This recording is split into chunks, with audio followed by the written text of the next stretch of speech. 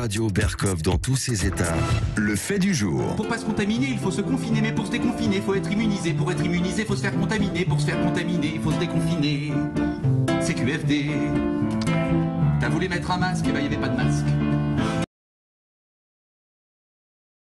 Procurez-vous leur chanson sur le confinement, c'est magnifique et ça reste extrêmement actuel. Alors pourquoi on en parle aujourd'hui ? On en parle aujourd'hui parce que nous sommes encore confinés, comme chacun sait. On doit prendre toutes les précautions d'usage et ça, il faut les garder. On n'est pas des risques fous.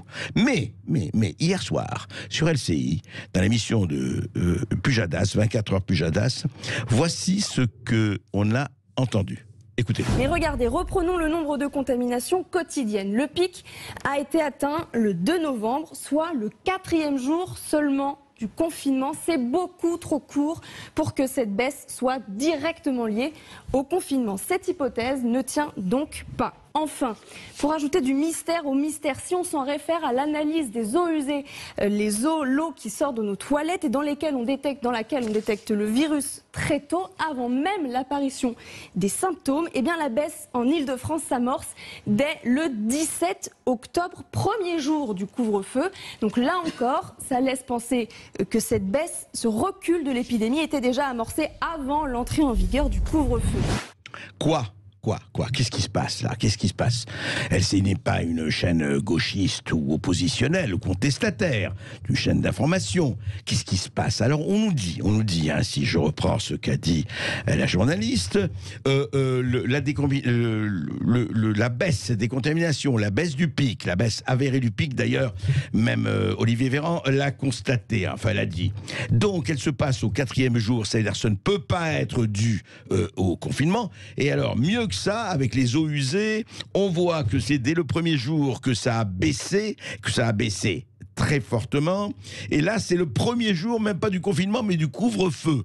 Alors, attention, il y a un problème là. Et là-dessus s'ajoute un rapport qui vient de paraître par l'Institut de recherche biomédicale et d'épidémiologie du sport, qui dit ceci: A matter of vulnerability, sur la mortalité du Covid-19. Le rapport vient de sortir et le professeur Jean-François Toussaint, qui est directeur de l'Institut de recherche biomédicale, va nous en parler. Bonjour, professeur Toussaint. Bonjour.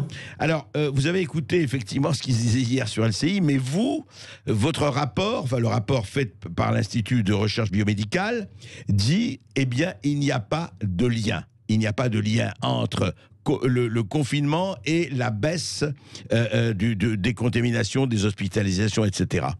Dites-nous. Alors, c'est une étude qui a porté sur la mortalité. Donc, plus encore que les hospitalisations, les réanimations, c'est le critère majeur. La létalité. Quelle est la part, finalement, que la pandémie va prendre dans chacun des 188 pays. Il y en a 191 maintenant, mais cette étude a été faite sur les 9 premiers mois de l'année. Et donc, sur les 188 pays qui avaient donné au moins un cas archivé de Covid-19 à l'OMS, mortalité, c'est bien ça, de mortalité. Nous avons pris uniquement ceux qui avaient au minimum 10 décès de façon à éviter les analyses sporadiques et les analyses aléatoires. Et donc, ce que l'on voit va traiter de la totalité de cette mortalité dans 160 pays du monde qui ont eu au moins 10 décès. Et les plus grands sont concernés, bien entendu, sur tous les continents du monde. Et cette étude va regarder 5 grands facteurs. Les grands facteurs sont ceux de la santé publique, c'est-à-dire ceux de à la fois l'espérance de vie, de la progression de l'espérance de vie, mais aussi ceux du poids des maladies cardiovasculaires, des cancers, mais aussi ceux des comportements, c'est-à-dire la sédentarité, et l'obésité qui va avec. Bien sûr. On va regarder les critères environnementaux, c'est-à-dire la température ambiante au moment du démarrage de la phase explosive au mois de janvier pour les pays d'Asie, février pour les pays comme l'Iran et mars pour tous les pays européens. Et puis, on va regarder les critères politiques que sont les prises de décision, soit le confinement, l'intensité du confinement, soit les critères d'options sanitaires tels qu'ils ont été définis par l'Université d'Oxford, ou éventuellement les critères de soutien économique. Et c'est l'ensemble de ces critères-là qui vont être analysés avec une analyse factorielle, qui permettra de voir quelles sont les associations principales entre le critère majeur, la mortalité, et l'ensemble de ces facteurs. De ces facteurs. Alors, vous en avez conclu. Qu'est-ce qui s'est dégagé de cette étude, cette enquête ? Alors, ce que l'on voit tient en deux constats. D'abord, il y a un lien majeur dans les pays qui sont les plus développés entre l'espérance de vie et même la stagnation, voire la régression depuis 10 ans de l'espérance de vie. On a un certain nombre de pays qui ont déjà vécu cela, c'est la Grande-Bretagne en Europe et les États-Unis en Amérique. On voit que cet aspect-là, le fait d'avoir déjà connu un plateau sur l'espérance de vie, voire une petite diminution, va avoir un effet d'association majeure. Ouais. Le second, c'est celui de la sédentarité et de l'obésité, donc le lien avec l'arrêt de la mobilité dans les populations et en particulier dans celles des pays développés. Et puis, le troisième point, c'est celui du climat. Et donc là, on a des associations très fortes avec des critères climatiques comme la température de l'air ambiant au moment des phases de démarrage, que ce soit dans le Hubei, à Wuhan, au mois de décembre dernier, que ce soit en Iran, en Italie, au printemps, aux alentours de 10 degrés. Alors Jean-François, les critères politiques, eux, ne montrent aucune association avec la mortalité finale, ce qui veut dire que lorsque l'on regarde l'intensité du confinement, on n'a donc pas d'association dans cette analyse avec le critère principal. Or, si l'on veut chercher des causalités, comme vous le mentionniez par rapport à la question du couvre-feu et de cette deuxième phase du confinement en France, eh bien, ce qu'il faut, c'est avoir une causalité, c'est-à-dire qu'il faut au moins avoir une corrélation, et avant la corrélation, il faut au moins avoir au minimum une association. Or, ce critère, qui est le critère premier, n'est même pas retrouvé lorsque l'on analyse les 188 pays au monde qui ont connu une phase de Covid-19 au cours de l'année. D'accord, c'est majeur. Alors, je voudrais qu'on revienne là-dessus. D'abord, je voudrais qu'on revienne par rapport à l'âge, l'espérance de vie et le taux de l'âge. Quel est le taux moyen, effectivement, que vous avez constaté ? Quel est l'âge moyen, si on peut le dire, que vous avez constaté par rapport à, justement, létalité et âge ? Alors, le point principal est effectivement que l'on voit pour la plupart des pays européens, par exemple, et c'est bien le cas, la question de celle du développement. Ce sont les pays les plus développés qui ont les taux les plus élevés de mortalité et qui ont les taux les plus importants d'espérance de vie. Et ce sont notamment en Europe, l'Espagne, la France, l'Italie, qui sont les 3 pays les plus touchés. Oui. Mais un pays comme la Grande-Bretagne, qui a déjà vu une phase de stagnation, voire de régression de cette espérance de vie, a un taux qui est lui également très élevé.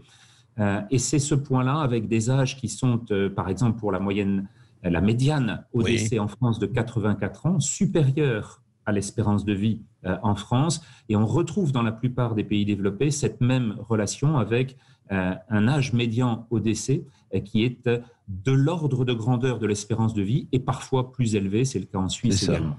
C'est l'ordre de grandeur ou plus élevé que l'espérance de vie. Non, mais ça, c'est extrêmement important de le signaler. Et puis après, vous avez parlé effectivement notamment du climat. En quoi alors l'invariant, enfin le climat joue quel rôle dans cette létalité ? C'est que la température, mais également l'indice d'ultraviolet, donc l'intensité lumineuse, et l'humidité sont des effets qui vont jouer les uns avec les autres. Mais le plus important, c'est celui de cette température dont on voit qu'elle est la plus favorable à la transmission du virus aux alentours de 10 degrés. Or, nous sommes en train de revenir vers cette température et on voit bien là que cette association avec un facteur aussi majeur pour toutes les causes de mortalité, non seulement infectieuses, mais on sait que la mortalité va avoir une saisonnalité, qu'elle augmente toujours de 50% fin janvier par rapport à ce qu'elle est fin août en France.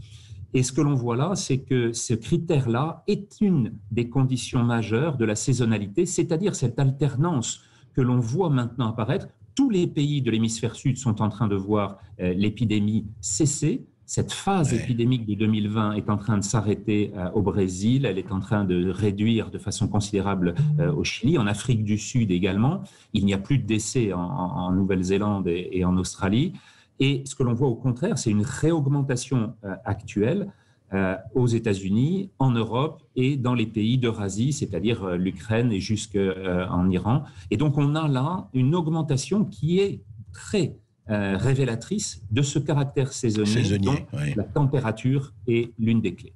Alors, professeur Toussaint, nous arrivons à ce problème politique, parce que qu'est-ce que ça nous occupe tous, ça occupe aussi bien aux États-Unis, on l'a bien vu, c'est la grande polémique sur le lockdown, faut-il fermer les écoles? À New York, on est en train de la fermer, on a vu que la Suède aujourd'hui était en train de reconfiner, paraît-il, on en parle en Allemagne, partout, et vous dites, enfin votre rapport dit, et c'est quand même extrêmement important, vous dites que vous n'avez pas constaté dans les 191 pays ou dans les 188 pays que vous avez examinés, avec votre institut, vous n'avez pas constaté de lien de causalité entre le confinement ou le couvre-feu et la létalité, la mortalité du Covid-19 ? Il n'y a non seulement pas de lien de causalité, mais comme je vous le disais, il n'y a pas d'association. C'est-à-dire, en amont même de ces facteurs de corrélation, le fait qu'on ne retrouve pas d'association entre le taux de mortalité finale au bout des 9 premiers mois de la pandémie et la décision qui a été prise. J'en veux pour preuve, par exemple, le Pérou, qui a été celui qui a eu l'intensité de confinement la plus importante et qui a en même temps le taux de mortalité le plus élevé de toute l'Amérique du Sud. À l'inverse, la Corée du Sud n'a pas utilisé le confinement, elle a un taux les plus faibles au niveau mondial, parce qu'il y a deux aspects qui rentrent en ligne de compte. La précocité de la réaction, ça c'est un des effets importants. Du dépistage et tout ça, oui. On va suivre l'épidémie, on va prendre, à mesure que les décès augmentent, des décisions qui seront prises a posteriori, et c'est bien ce que vous disiez sur l'exemple de LCI, c'est-à-dire qu'on a des facteurs qui sont des facteurs environnementaux qui apparaissent, par exemple celui d'une diminution spontanée et qui est lié à l'immunisation collective en Île-de-France. C'est très probablement ça qui est en train de se passer et la différence majeure entre les départements français qui ont connu une phase très importante au printemps et qui ont maintenant 22-23% seulement de la hauteur de la vague de printemps, alors qu'à l'inverse, ceux qui étaient très peu touchés, comme c'est le cas en Auvergne-Rhône-Alpes, maintenant voient des taux qui sont 3 fois supérieurs. Ce lien-là entre une saisonnalité, une immunisation collective qui est en train de se faire et qui sera accélérée par la vaccination, si elle arrive assez tôt pour pouvoir être utile, alors à ce moment-là, on voit que ce sont ces effets-là qui sont les effets majeurs. Et derrière, l'ensemble des gouvernements de l'ensemble des États courent après l'aggravation de l'épidémie. Et il y a un critère qui est très étonnant, c'est le soutien économique, par exemple, qui est lié directement à la mortalité. Mais évidemment, on ne comprend pas qu'en mettant beaucoup plus d'argent pour soutenir son économie, on puisse augmenter le nombre de morts. Eh bien, en fait, c'est le contraire qu'il faut comprendre chronologiquement, c'est qu'on a d'abord le nombre de décès qui augmente, ensuite on va prendre des décisions comme celle du confinement qui ne sont pas appropriées, et on va donc suspendre l'économie, comme c'est le cas encore dans la nôtre. Et donc voilà, et les effets s'accumulent. Et c'est ensuite qu'on va soutenir, et c'est seulement les pays développés qui pourront avoir le plus de soutien de leur économie. Et donc là, on a une inversion totale de la relation entre ce que l'on croit être un soutien et qui n'est qu'en fait une tentative de diminuer les effets délétères de long terme du confinement. Alors, professeur Toussaint, restez avec nous après une toute petite pause et on reprend cela. C'est passionnant. Et je vous rappelle seulement, un seul numéro de téléphone, 0826 300 300. Si vous voulez réagir justement à cette information choc, justement, que nous décrypte le professeur Jean-François Toussaint et cette étude qui nous prouve que le confinement n'a pas d'effet sur la mortalité finale d'un pays, on vous attend, 0826 300 300. C'est un... Et nous reprenons tout de suite notre conversation avec le professeur Jean-François Toussaint, qui est professeur de physiologie à l'Université Paris-Descartes et qui dirige l'Institut de recherche biomédicale et d'épidémiologie du sport, qui a sorti ce rapport portant sur vraiment les pays du monde entier, sur la létalité, la mortalité dans le Covid-19. Professeur Toussaint, juste un mot. Comment vous expliquez qu'aujourd'hui, on parlait de ça encore hier, la Suède reconfine, l'Allemagne est entre les deux, et nous, en France, effectivement, on recule les Black Friday, on ne sait pas quand on va sortir. Et je veux dire, ce lien, alors c'est évidemment une association, comment expliquer qu'au fond, et ça s'est passé un peu partout, Cette décision du confinement, c'est prise parce qu'on a été à un moment donné, et à juste titre, peut-être un peu sidéré, un peu paniqué par le nombre de morts, ce qui peut se comprendre, ou par le nombre d'hospitalisations, de réanimations. Comment ça s'explique, à votre avis ? Oui, eh bien, c'est effectivement cela. C'est l'idée que face à un tsunami tel qu'il avait été vécu en Chine, puis qu'il s'est propagé en Iran, puis en Italie, on a vu un certain nombre de risques et un certain nombre des modèles de l'époque ont annoncé des valeurs qui ont été extraordinairement élevées. On a 500 000 morts au début en janvier par M. Ferguson. Oui. Et ces modèles-là, qui viennent justement d'être réanalysés, un papier dans Nature en a fait le détail, montrent qu'ils amplifient les incertitudes de 300%. On a donc, parmi ces modèles, une incapacité à juger précisément de ce que sont les ordres de grandeur et les ordres d'incertitude dans ce domaine. Et cette incertitude-là, n'ayant pas été précisée au mois de mars, d'autant plus que les conseils scientifiques avaient ordre de ne pas expliquer quels étaient les moyens et les méthodes sur lesquelles ils se fondaient, on est parti sur des extrapolations qui durent encore. C'est-à-dire que les 400 000 morts qu'on nous a annoncés à nouveau il y a 15 jours, sont en lien avec ces modélisations erronées.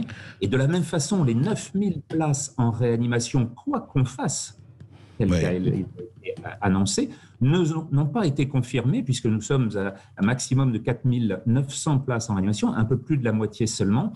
Et donc, on voit que sur ces ordres de grandeur-là, ces estimations, ces algorithmes se sont trompés. Et dans la réalité, quand on doit faire l'analyse réelle des taux exacts, eh bien, ce que l'on voit, c'est qu'il n'y a plus d'association entre le niveau de mortalité et la décision politique. Ce sont les critères qui sont ceux qui précèdent la pandémie qui vont être de très très loin les plus importants.